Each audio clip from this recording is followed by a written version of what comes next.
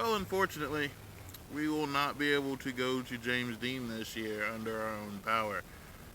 That was the hope, but through many, many, many purchases that were not honest, really, not in the least. So Ford 9-inch, right? It was supposed to be pre pre measured, pre cut for a Tri 5. Even if it wasn't pre cut for a Tri 5, it really wasn't that big of a deal. I was still interested. I got there, expecting it to maybe not be the right size and I would have to cut it down, or you know, just a full size, or maybe it was the right size with the wrong pedestals on it, anything of that sort. Yeah, we got there and it wasn't even a Ford 9-inch. Nope. It was a Chevy 10 bolt where someone had engraved a Ford emblem in it and then wrote a number 9 next to it. Uh, Poor kid was like, yeah, it's a Ford 9-inch. Like, no, it's just a GM 10 bolt that someone got really fancy with an engraver. Good job, just wasn't a Ford 9-inch. So that was like way more. Um, yeah. And then where the money went away, or the budget went away, was the LSs. Um, 4 junkyard LSs. Oh, correction. 2 junkyard LSs, and then 2 LSs that were supposed to be perfect, nothing wrong with them, ready to put in and ready to go. We won't talk about the prices. That still hurts. So the first one was out of a junkyard. It was a gamble. It was locked up. No big deal. Um, we traded that one in. Um, got another one. The bearing was completely washed out on uh, the first crank bearing was gone. Uh, so then we bought one, and this one was supposed to be, slam in, ready to go. Um, Supposedly he went all the way through it. So we purchased it. We got it home, and it was toast. Rod was like bent, and it had like knocked off the bottom part of the cylinder wall at the very bottom. So when it went all the way full bottom, one side of the piston ring was fully like open and just out there. Had that motor actually been running at higher PMs, it probably would have just sheared the rings right off the piston, and that would have been that.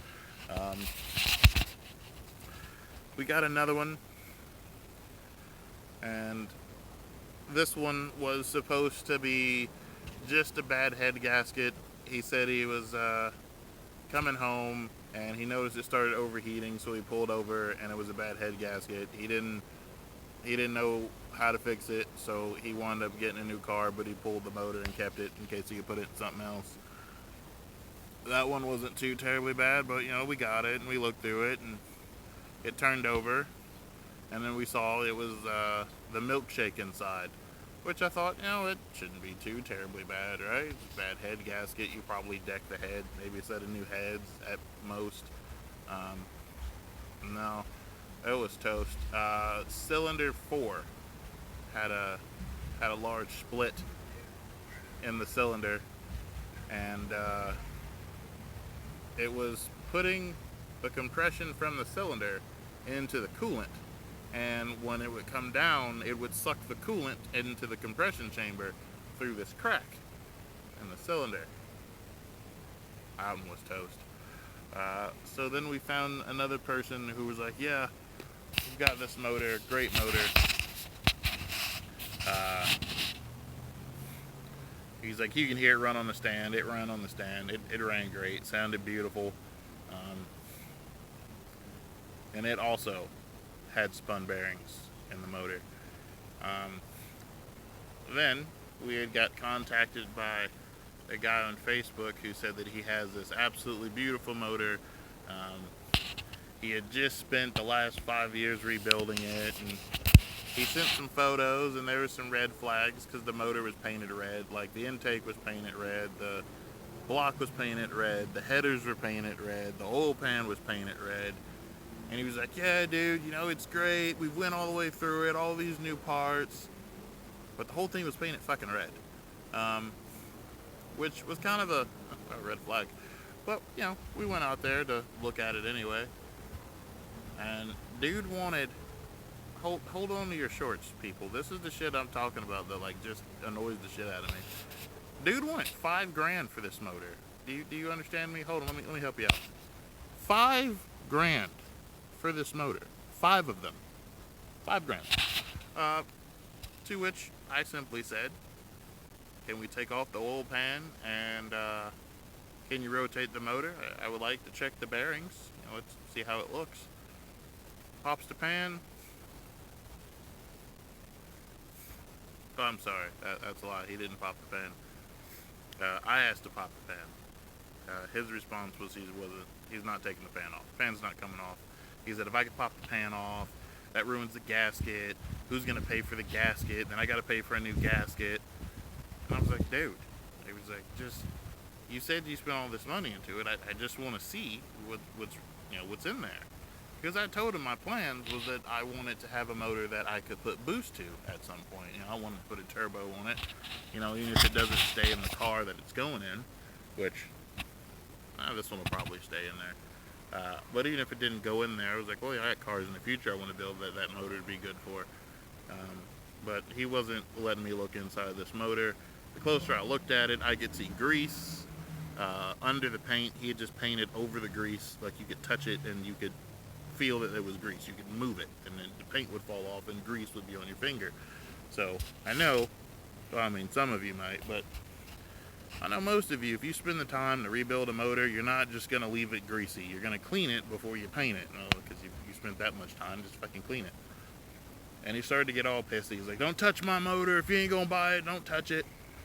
And I was like, dude, all I did was question what you said that you did. Clearly you have done nothing that you said you have done. Nothing. So that was a lot of money down the drain. So the budget is gone, really. No money left. But at least the motor situation was remedied thanks to Ground Up Garage. So we'll give you some little bits on that motor when we get back to the performance shop. There are some goodies in there, but I'd have to get the okay of the owner before I go videotaping in the shop. Some cool stuff in there.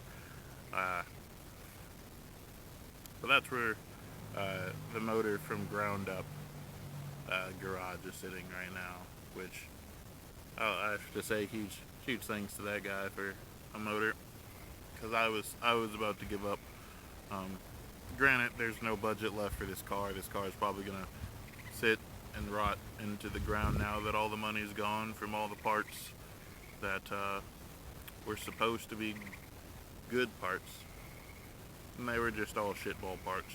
All of them are labeled as what they were not. Actually, fun fact. So 5.3s and 4.8s look pretty much the same, right? So this guy had hit me up on Facebook the other night, and he was saying that he also had a 5.3 and he really wanted to sell it to me, and it would have been what do you say, in my best interest to buy this motor before someone else buys it. Dude wanted like $4,000 for this motor, and swore up and down it was a 6.0, it's a 6.0, it's a 6.0, it's a 6 liter. Dude, you can't beat this. It's a 2005 6 liter. He's like, it'll be gone tomorrow. So then he sent me pictures, and on the head it has stamped. Oh, I'm sorry, not the head. I think it's the block. It's the block. Stamped 4.8, 5.3. Well, 6 liters don't say 4.8 or 5.3 on them. They more than likely probably say 6 liter. They're not going to have the markings of a smaller bore motor. At least none of the 6 liters that I've seen. So that was an instant no. And yeah, that's kind of brings me to the kind of sitting, reflecting, and looking point. Now, yeah, the hot rod's not done. I've got plenty of stuff to put on it, I guess, while it's sitting here and rotting into the ground. But I guess I'll show you what we got going on so far. Well, that's about done. I just realized that you can't turn the camera around at all. Well, I just discovered I can't turn my phone around, so we're going to blindly videotape this and really hope that we're getting everything up on the camera at, like this hair that decides it wants to keep coming out. I guess let's try it. Alright, so here we go. Every time, dude, someone has to crack the throttle every time I hit record. So as you see on this side, we've got some primer going on. We've done some sanding. We've still got to clean that section. We've got this side painted. And as you see, the paint, it's a little bit by little bit. But that looks so much better than that. And I think the best part about it is that that looks even better than that. I mean, we're gonna get there, but just not right now. And of course, I did some looking at the firewall because I'm gonna put a V8 in here, and after some measurements and talking to some people, as it turns out, this firewall has to be like cut. Not too badly cut, I hope, but I'm told it's got to at least go out to here and at least to here to meet that line over there. I don't know if you can see that, but at least over here. And then recessed a minimum of 2 to 3 inches back. So, there's that. Oh, I touched the paint. Paint's still wet. And of course, bugs want to lay on the paint. I hate that. Bugs and dirt are always attracted to things you just put paint on. No idea why. But,